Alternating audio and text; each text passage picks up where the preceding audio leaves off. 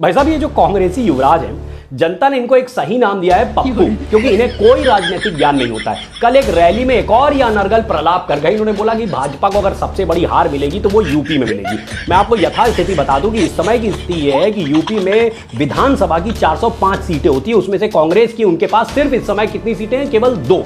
अगर लोकसभा की बात की जाए तो देश में सबसे ज्यादा सीटें यहीं यूपी में होती हैं, 80 सीटें होती हैं। उसमें से कितनी सीटें इनके पास? केवल 1, वो भी इनकी माताजी की रायबरेली वाली।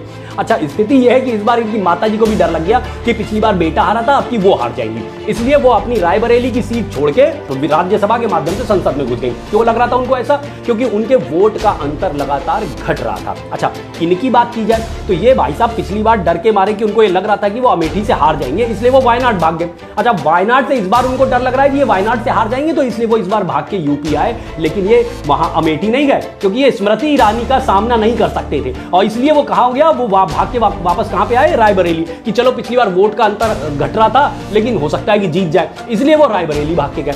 अब इनको ये कॉन्फिडेंस कहां से आ रहा है कि ये जीत सकते हैं? इनको इस बात से कॉन्फिडेंस आ रहा है, इनको ये लग रहा है कि इन्होंने अपनी तुष्टीकरण की नीतियों की वजह से मुस्लिम वोट अपनी तरफ पोलराइज कर लिया है। मैं इनसे केवल इतना कह देना चाहता हूं, तुमने क्या हिंदुओं को मूर्ख समझ रखा है? राहुल गांधी, मेरी बात नोट करके रख लेना, इसी चुनाव में तुम्हें अभी 4 जून को हिंदुओं का उत्तर इकट्ठा करके मिलेगा। जय राम जी की।